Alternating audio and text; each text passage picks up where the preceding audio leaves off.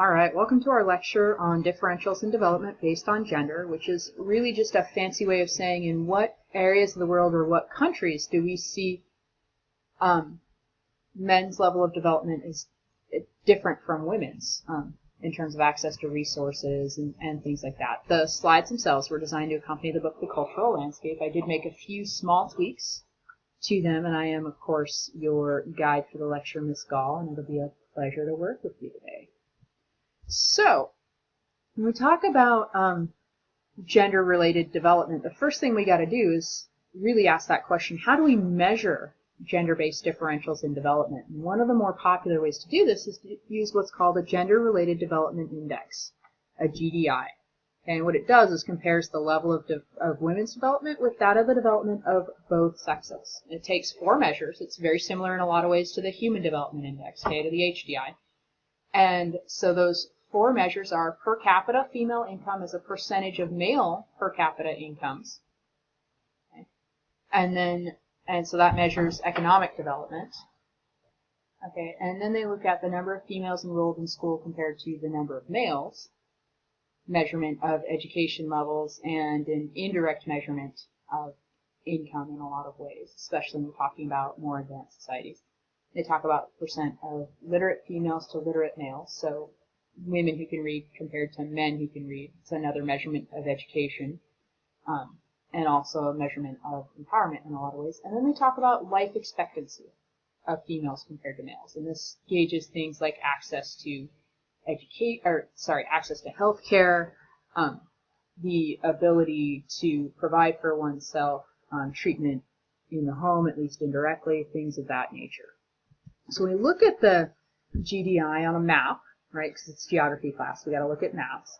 What we notice is not really super surprising. Areas that have high levels of development generally have high levels of gender-related development. In other words, men and women tend to be more equal. And the reason why that's not necessarily super surprising is because what it means is that the society is using all of their available resources, all of their available human resources to help develop and advance.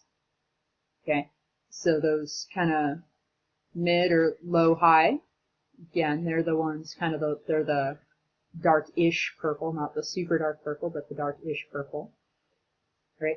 Some surprises, you probably didn't realize that the GDI of South America, for instance, is as high as it is, or even that Saudi Arabia is as high as it is. Right? So there are always going to be some surprises when we look at maps like this. But one of the things you want to remember is that sometimes those exceptions just help prove the rule. Right? Saudi Arabia in general is highly developed, so it makes sense that one of the things they would do is provide high levels of education, for example, and that women would be very literate. And that is related to the amount of resources they have available. Right? Some areas where I wouldn't necessarily expect it, say Vietnam, but not necessarily super surprising.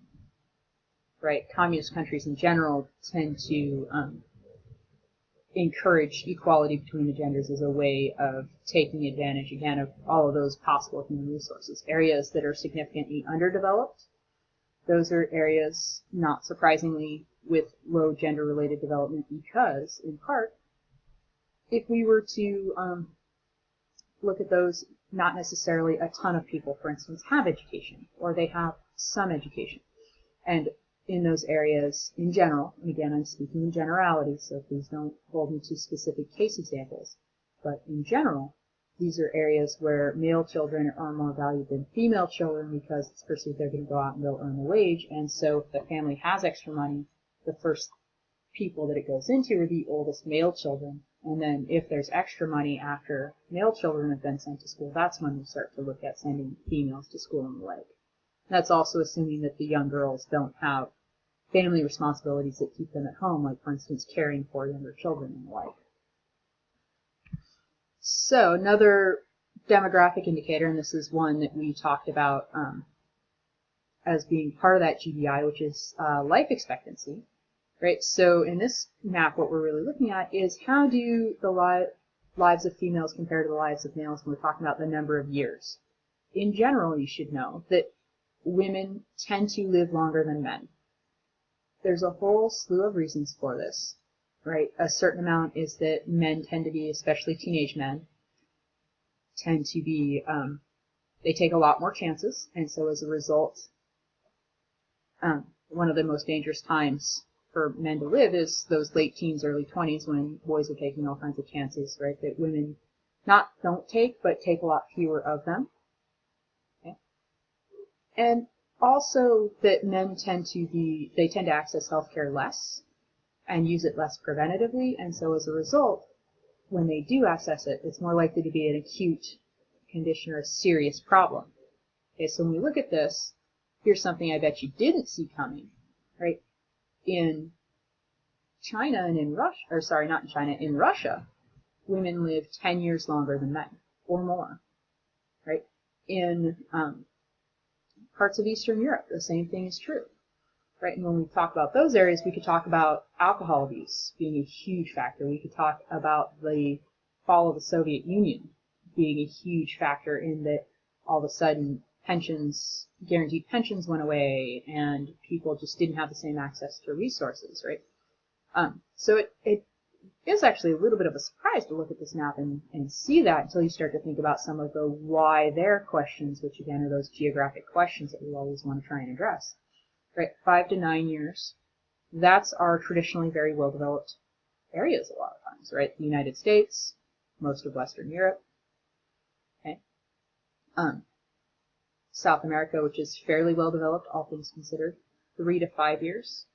Right now we're talking about China, talking about Canada, Mexico, Australia, right? Some of our kind of mid-level developed countries, some high, right? Certainly Canada, Australia, high levels of development. So it is kind of a different thing that you wouldn't necessarily expect when you look at it to see it that way. So then we talk about a little bit more about this where, and we've already kind of been talking about this, right? Where do levels of development vary by gender? And one of the ways another way to measure that is to look at what's called the gender empowerment measure. And what it does is, the whole point of this is to compare decision-making capabilities of men and women when we're talking about politics and economics. So it's a way of gauging power in society, really, is what it comes down to. And this is what political scientists would tell you, and probably economists as well. So because it's focused on politics and economics, they use political and economic indicators, right? Per capita female incomes as a percentage of per capita male incomes. A percentage of technical and professional jobs held by women, right? Technical and professional jobs require post-high school education of some sort, so that's another way of gauging education. Percentage of administrative jobs held by women. Okay, and these are, again, those jobs where women are administering programs or where they're helping out with some of that political power. And then also a percentage of women holding national office. And this is always really interesting because some of the areas where you would think you'd see a lot of women holding national office, like say the U.S., actually doesn't. And some areas where you wouldn't expect to see a ton of women holding national office actually really do. Like, not Somalia, it's one of the small African countries over there, where they had just huge upheaval, and when they rewrote their constitution, part of what they said is, we're going to encourage women to run for national office. And so they literally put in, and I want to say it was a cap, or not a cap, but a minimum of 50%. And so all of a sudden you've got all of these women, tons of women in national office in areas where you wouldn't expect. Right? So when we look at this, now we've got a bunch of different smaller pictures of the world, right? 0.6 and above. That's pretty high. And you're not surprised to see North America in there. You're not surprised to see Western Europe in there. You might be surprised, I don't know, to see Argentina in there, right? Australia, also not a surprise. United Arab Emirates, certainly I wouldn't have guessed. Okay. 0.3 down to, or 0.3 up to 0.59. I mean, that's pretty good. That's pretty good. And then that's where we start to see some of our mid-level developed countries, right? China, Brazil, Russia's either mid or high, depending on how you're measuring it. Below 0.3, again, not necessarily a huge surprise. A lot of our poorer countries, areas where we wouldn't necessarily expect it. slightly different indicator if we look at the percentage of professional and technical workers who are female. And again, this is access to higher education. Bet you probably didn't see Russia and China as being high up on those measures, right? It's certainly not something you tend to think of until you stop and realize that, especially again in Soviet, or not in Soviet systems, but in communist systems, they encourage and strongly encourage female empowerment, encourage women to go into college and to become those professionals because they want to use all of their human power, right? If we look at the U.S., 50 to 59%, believe it or not, that's actually changing pretty rapidly here. Not too long ago, we reached the threshold where more women than men were getting secondary and post-secondary degrees. So more girls than boys are getting college degrees these days, right? So again, you look at these and you have to stop and ask yourself, why are we seeing what we're seeing? Right? What are the patterns here? And then we can stop and talk about, like with the U.S., we can stop and talk about the feminist movement and a huge amount of discussion surrounding the wage differential for men versus women. And so women needing those degrees if they want to make as much money as men, right? And men hearing the message, oh, well, you don't have to go. You're going to make more money than a woman would. So get into those why there questions, which is always important to ask and answer. So this is actually our last slide. So let me go ahead and recap very quickly what we talked about. So we talked about the Gender Development Index and the Gender Empowerment Measurement. And both of those, really what they look at is how are women in the world faring compared to men. So they look at slightly different things, right? The GEM, the Gender Empowerment Measurement, focuses specifically on politics and economics, so access to power within a society, whereas the GDI, the Gender Development Index, focuses more on, for lack of a better term, kind of the soft power, how are women doing in terms of the amount of money they make? How are they doing in terms of their access to education? Are they living as long as men? Right? So not necessarily how are they faring in terms of being able to control and guide society, but just how are they faring in terms of overall development. And the GDI is very similar in a lot of ways to the HDI in that sense.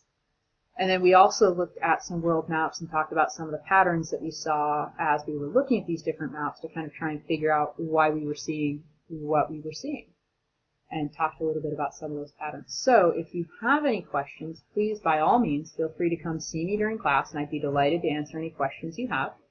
And otherwise, I guess I'll see you next time.